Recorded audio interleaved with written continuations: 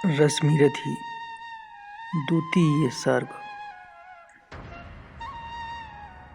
शीतल विरल एक कानन शोभित आदित्यका के ऊपर, कहीं उच्च पृष्ठ पर चमकते झरते, कहीं शुभ निर्जर। जहाँ भूमि समतल सुंदर है, नहीं देखते हैं पाहन, हरियाली के बीच खड़ा है विस्तृत एक उटज पावन। आसपास कुछ कटे हुए पीले धन खेत सुहाते हैं और शशक मूश गिलहरी कबूतर घूम घूम कर खाते हैं। कुछ तंद्रिल अलसित बैठे हैं, कुछ करते शिशुकालेहन, कुछ खाते शाकल, दिखते बड़े तुष्ट सारे गोधन। हवन अग्नि बुझ चुकी, गंध से वायु अभी पर माती है, भीनी भीनी महक प्राण में मादकता पहुंचाती है। धूम धूम चर्चित लगते हैं तरु के शाम छदन कैसे, और छपक रहे हों शिशु के अलसित कजरारे लोचन जैसे। बैठे हुए सुखद आतप में मृग रो मंथन करते हैं, वन के जीव विवर से बाहर हो वे शब्द विचरते हैं। सूख रहे चीवर रसाल की नन्ही झुकी टहनियों पर, नीचे बिखरे हुए पड़े हैं इंगुद से चिकने पत्थर। अजिन दर्भ पालाश कमंडलु एक ओर तप के साधन, एक ओर है टंगे धनुष तोड़ीर तीर बरछे भीषण। चमक रहा तृणकुटी द्वार पर एक परशु आभाशाली, लौह दंड पर जड़ित पड़ा हो मानो अर्ध अंशुमाली। श्रद्धा बढ़ती अजन दर्भ पर परशु देख मन डरता है, युद्ध शिविर या तपोभूमि है समझ नहीं कुछ पड़ता है। हवन कुंड जिसका है उसके ही क्या है ये धनुष कुठार, जिस मुनि की यह शोभा उसी की कैसे हो सकती तलवार।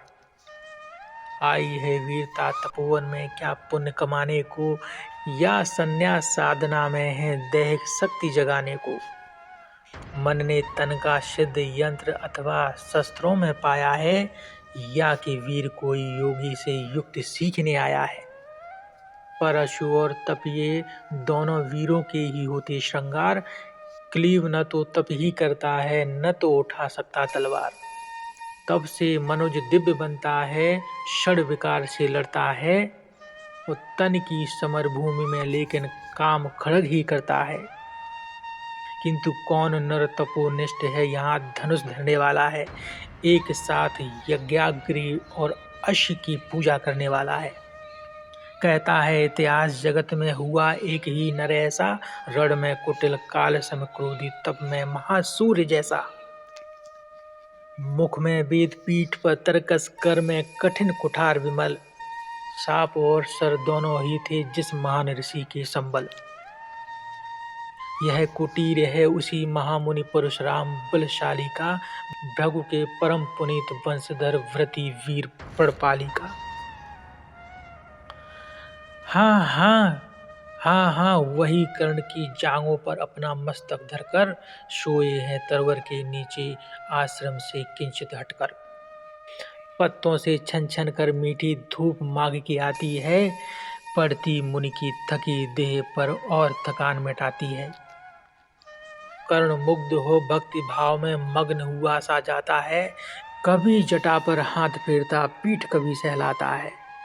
चढ़े नहीं चीटियां बदन पर, पड़े नहीं तृणपात कहीं, कर्ण सजग है उचट जाए गुरुवर की कच्ची नींद नहीं। वृद्ध दे तप से कृशकाया उस पर आयुध संचालन, हाथ पड़ा श्रम भार देव पर असमय मेरे कारण।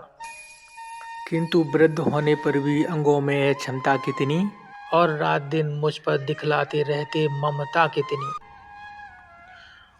कहते हैं ओ वत्स पुष्टिकर भोग न तू ये दिखाएगा, मेरे शिक्षण की कठोरता को कैसे सह पाएगा। अनुगामी यदि बना कहीं तू खान पान में भी मेरा, सूख जाएगा लहू बचेगा हड्डी भर ढांचा तेरा। जरा सोच कितनी कठोरता से मैं तुझे चलाता हूँ, और नहीं तो एक पांव दिन भर में रक्त जलाता हूँ।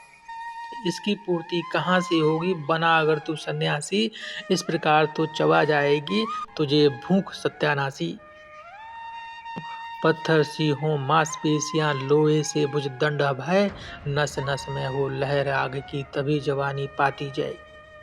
विप्र हुआ तो क्या रखेगा रोक अभी से खाने पर, कर लेना घनघोर तपस्या वह चतुर्थ के आने पर। ब्राह्मण का है धर्म त्याग पर क्या बालक भी त्यागी हों, जन्म साथ श्लोक स्मृति के ही क्या वे अनुरागी हों। क्या विचित्र रचना समाज की, गिरा ज्ञान ब्राह्मण घर में, मोती वर्षा वैश्य वैश्य में, पड़ा खड़ग क्षत्रिय कर में।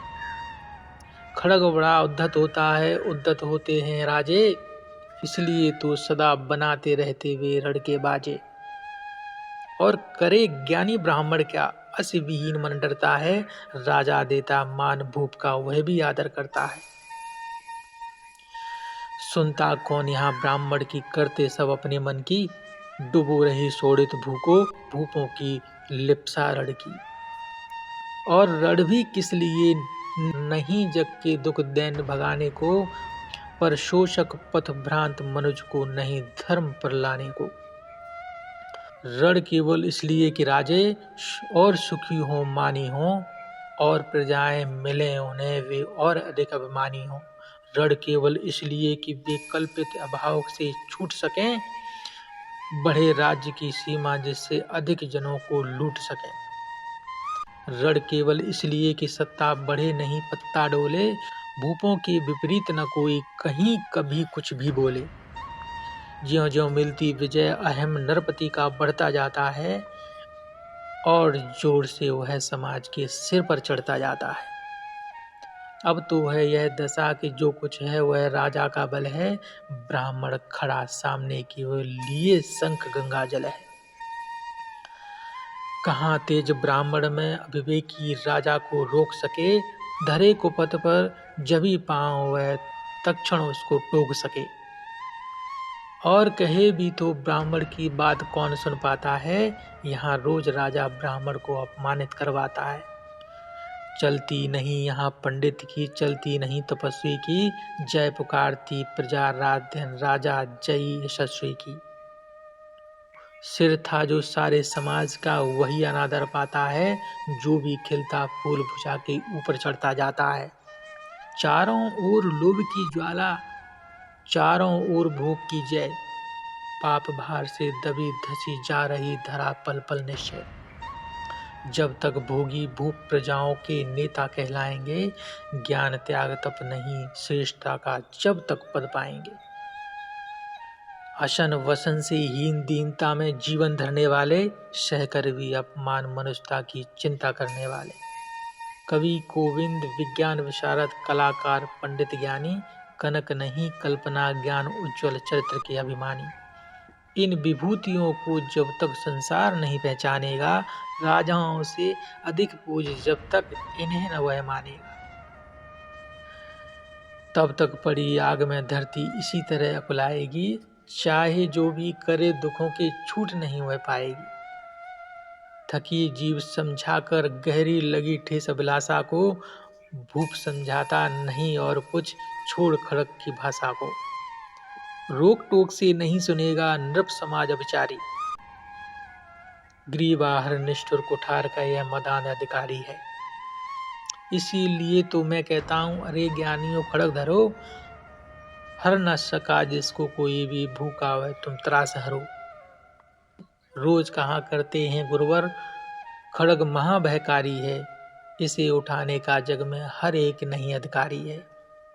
वही उठा सकता है इसको जो कठोर हो कोमल भी, जिसमें हो धीरता वीरता और तपस्या का बल भी। वीर वही है जो कि शत्रु पर जब भी खड़ग उठाता है, मानवता के महागुणों की सत्ता भूल न जाता है। सीमित जो रख सके खड़ग को पास उसी को आने दो, विप्र जाति के सिवा किसी को मत तलवार उठाने दो। जब जब मैं सर चाप उठाकर करतब कुछ दिखलाता हूँ, सुन आशीर्वाद देव का धन धन हो जाता हूँ। जियो जियो ए वत्स तीर तुमने कैसा है मारा है, दहक उठा वन इधर इधर फूटी निर्झर की धारा है। मैं संकित था ब्रह्मा वीरता मेरे साथ मरेगी क्या, परशुराम की याद विप्र की जाति न जुगा धरेगी क्या। पाकर तुम्हें किंतु इस वन में मेरा हृदय हुआ शीतल, तुम अवश्य ढोओगे उसको, मुझ में है जो तेज अनल। जियो जियो ब्राह्मण कुमार, तुम अक्षय कीर्ति कमाओगे, एक बार तुम भी धरती को निश्क्षत्रिय कर जाओगे। निश्चय तुम ब्राह्मण कुमार हो, कवच और कुंडलधारी, तप कर सकते और पिता माता किसके इतना भारी। किंतु हाय ब्राह्मण कुमार, सुन प्रण कांपने लगते हैं, मन उठता धिक्कार, हृदय में भाव ग्लानि के जगते हैं। गुरु का प्रेम किसी को भी क्या ऐसे कभी खला होगा, और शिष्य ने कभी किसी गुरु को इस तरह छला होगा। पर मेरा क्या दोष, हाय मैं और दूसरा क्या करता, भी सारा अपमान द्रोण के मैं कैसे पैरों पड़ता। और पांव पड़ने से भी क्या गूढ़ ज्ञान सिखलाते वे, एकलव्य सा नहीं अंगूठा क्या मेरा कटवाते वे। हाय कर्ण तू क्यों जन्मा था, जन्मा तो क्यों वीर हुआ, कवच और कुंडल भूषित भी तेरा अधम शरीर हुआ। धस जाए हुआ देश अतल में, गुड़ की जहां नहीं पहचान, जाति गोत्र के बल से ही आदर पाते हैं जहां सुजान। नहीं पूछता है कोई तुम वृति वीर या दानी हो, सभी पूछते मात्र यही तुम किस कुल के अभिमानी हो। मगर मनुष्य क्या करें, जन्म लेना तो उसके हाथ नहीं, चुनना जाति और कुल अपने बस की तो है बात नहीं। मैं कहता हूँ अगर विधाता नर को मुट्ठी में भरकर कहीं छींट दे ब्रह्मलोक से ही नीचे भूमंडल पर, तो भी विविध जातियों में ही मनुष्य यहाँ आ सकता है। नीचे हैं क्यारियां बनी तो बीच कहाँ जा सकता है। कौन जन्म लेता किस कुल में, आकस्मिक ही यह बात, छोटे कुल पर किंतु यहाँ होते तब भी कितने आघात। हाय जाति छोटी है तो फिर सभी हमारे गुण छोटे, जाति बड़ी तो बड़े बने वे रहें लाख चाहे खोटे, वे रहें लाख चाहे खोटे। गुरु को लिए कर्ण चिंतन में था जब मग्न अचल बैठा, तभी एक विष कीट कहीं से आसन के नीचे बैठा। वज्रदंष्ट वह लगा कर्ण के उर के कुतुर कुतुर खाने, वज्रदंष्ट वह लगा कर्ण के उर के कुतुर कुतुर खाने, और बनाकर छिद्र मास में मंद मंद भीतर जाने। कर्ण विकल हो उठा दुष्ट भौरे पर हाथ धरे कैसे, बिना हिलाए अंग कीट को किसी तरह पकड़े कैसे। पर भीतर उस धसे कीट तक हाथ नहीं जा सकता था, बिना उठाए पांव शत्रु को कर्ण नहीं पा सकता था। किंतु पांव के हिलते ही गुरुवर की नींद उचट जाती, सहम गई है सोच कर्ण की भक्तिपूर्ण बेहद छाती। सोचा उसने अतः कीट यह पिए रक्त पीने दूंगा, गुरु की कच्ची नींद तोड़ने का पर पाप नहीं लूंगा। बैठा रहा अचल आसन से कर्ण बहुत मन को मारे, आह निकाले बिना सिलासी सहनशीलता को धारे। किंतु लहू की गर्म धार जो सहसा आन लगी तन में, परशुराम जब पड़े रक्त को देख हुए विस्मित मन में, कर्ण झपट कर उठा अंगितों में गुरु से आज्ञा लेकर, बाहर किया कीट को उसने छत में से उंगली देकर। परशुराम बोले शिव शिव, तूने यह की मूर्खता बड़ी, सहता रहा अचल जाने कब से ऐसी वेदना कड़ी। तनिक लजा कर कहा कर्ण ने, नहीं अधिक पीड़ा मुझको, महाराज क्या कर सकता है यह छोटा कीड़ा मुझको। मैंने सोचा हिला डोला तो वृथा आप जग जाएंगे, क्षण भर को विश्राम मिला जो नाहक उसे गवाएंगे। निश्चल बैठा रहा सोच यह कीट स्वयं उड़ जाएगा, छोटा सा यह जीव मुझे कितनी पीड़ा पहुंचाएगा। पर यह तो भीतर धंसता ही गया, मुझे हैरान किया। लज्जित हूं इसीलिए कि सब कुछ स्वयं आपने देख लिया। परशुराम गंभीर हो गए, सोच न जाने क्या मन में, फिर सहसा क्रोधाग्नि भयानक भभक उठी उनके तन में। दांत पीस आंखें तरेर कर बोले, कौन छली है तू? ब्राह्मण है या और किसी अभिजन का पुत्र बलि है तू? सहनशीलता को अपनाकर ब्राह्मण कभी न जीता है, किसी लक्ष्य के लिए नहीं अपमान लहालत पीता है। सह सकता जो कठिन वेदना, पी सकता अपमान वही, बुद्धि चलाती जिसे तेज कर सकता बलिदान वही।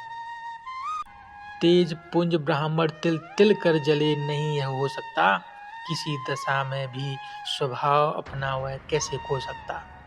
कसक भोगता हुआ विप्र निश्चल कैसे रह सकता है, इस प्रकार की चुभन वेदना क्षत्रिय ही सह सकता है।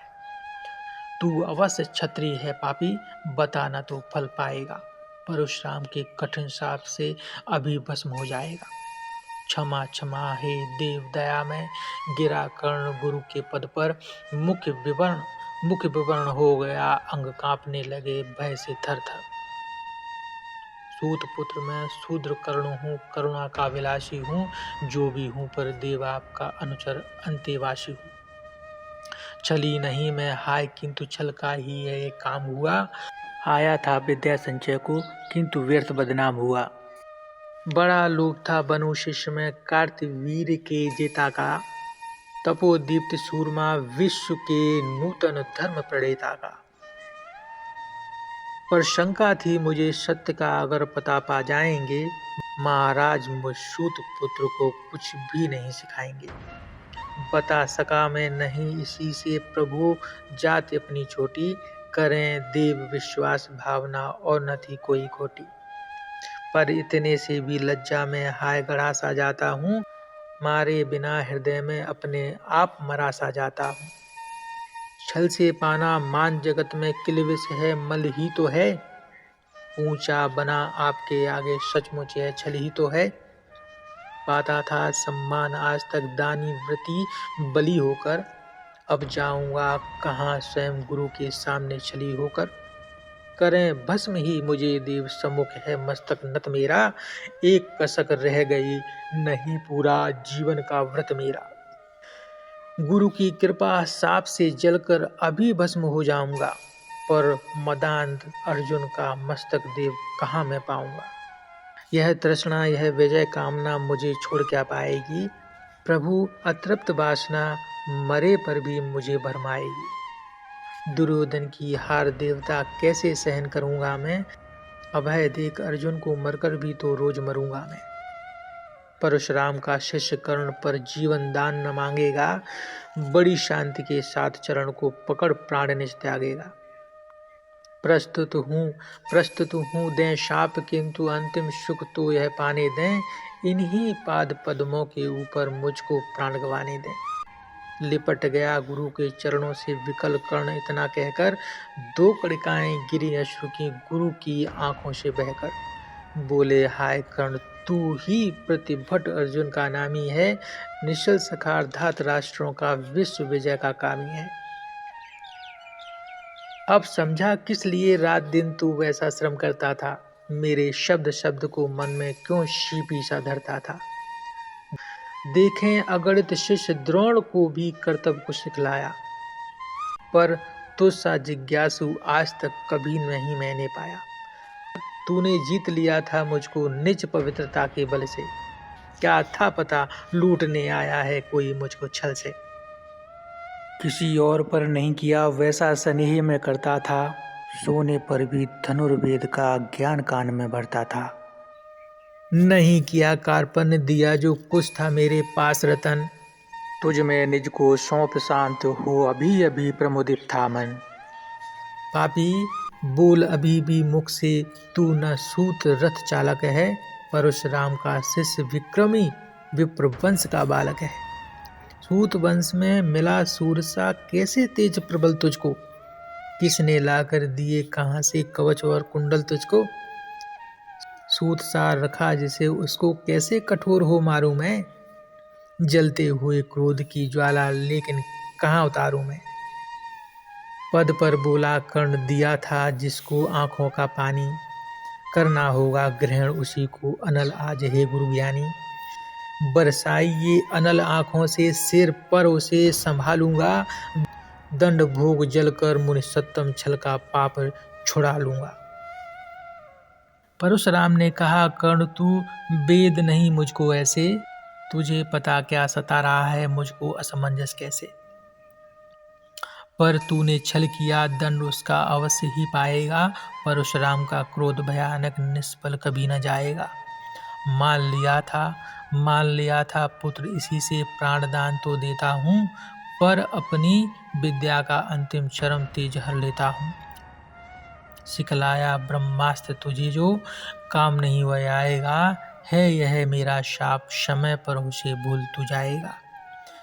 कर्ण विकल हो खड़ा हुआ कहे, हाय किया यह क्या गुरुवर। दिया शाप अत्यंत निदारुण, लिया नहीं जीवन क्यों हर। वर्षों की साधना साथ ही प्राण नहीं क्यों लेते हैं, अब किस सुख के लिए मुझे धरती पर जीने देते हैं। परशुराम ने कहा, कर्ण यह शाप अटल है, सहन करो। जो कुछ मैंने कहा उसे सिर पर ले सादर वहन करो। इस महेंद्रगिरी पर तुमने कुछ थोड़ा नहीं कमाया है, मेरा संचित निखिल ज्ञान तूने मुझसे ही पाया है। रहा नहीं ब्रह्मास्त्र एक, इससे क्या आता जाता है। एक शस्त्र बल से न वीर कोई सब दिन कहलाता है। नई कला नूतन रचनाएं, नई सूझ नूतन साधन, नए भाव नूतन उमंग से वीर बने रहते नूतन। तुम तो स्वयं दीप्त पौरुष हो, कवच और कुंडलधारी, इनके रहते तुम्हें जीत पाएगा कौन सुबह भारी। अच्छा लो भर भी कि विश्व में तुम महान कहलाओगे, भारत का इतिहास कीर्ति से और दबल कर जाओगे। अब जाओ लो विदा, वश कुछ कड़ा करो अपने मन को, रहने देते नहीं यहाँ पर हम अभिशप्त किसी जन को। हाय छीनना पड़ा मुझी को दिया हुआ अपना ही धन, सोच सोच कर यह बहुत विकल हो रहा, नहीं जाने क्यों मन। व्रत का पर निर्वाह कभी ऐसे भी करना होता है, इस कर से जो दिया उसे उस कर से हरना होता है। अब जाओ तुम कर्ण कृपा करके मुझको निसंग करो, देखो मतियों सजल दृष्टि से व्रत मेरा मत भंग करो। आह बुद्धि कहती थी कि ठीक था जो कुछ किया, परंतु हृदय मुझसे कर विद्रोह तुम्हारी मना रहा, जाने क्यों जय। अनायास गुणशील तुम्हारे मन में उगते आते हैं, भीतर किसी अश्रु गंगा में मुझे बोर नहलाते हैं। जाओ जाओ कर्ण मुझे बिल्कुल अशंग हो जाने दो, बैठ किसी एकांत कुंज में मन को स्वस्थ बनाने दो। वह है तुम्हें निराश देखकर छाती कहीं ना फट जाए, फिरा न लूं अभिशाप पिघल कर बाड़ी ना उलट जाए। इस प्रकार कह परशुराम ने फिरा लिया आनन अपना, जहाँ मिला था वहीं कर्ण का बिखर गया प्यारा सपना। छूकर उनका चरण कर्ण ने अर्ध अश्रु का दान किया, और उन्हें जी भर निहार कर मंद मंद प्रस्थान किया। परशुधर के चरण की धूल लेकर, उन्हें अपने हृदय की भक्ति देकर, निराशा से विकल टूटा हुआ सा, किसी गिरशृंगा से छूटा हुआ सा, चला खोया हुआ सा कर्ण मन में, कि जैसे चांद चलता हो गगन में, कि जैसे चांद चलता हो गगन में।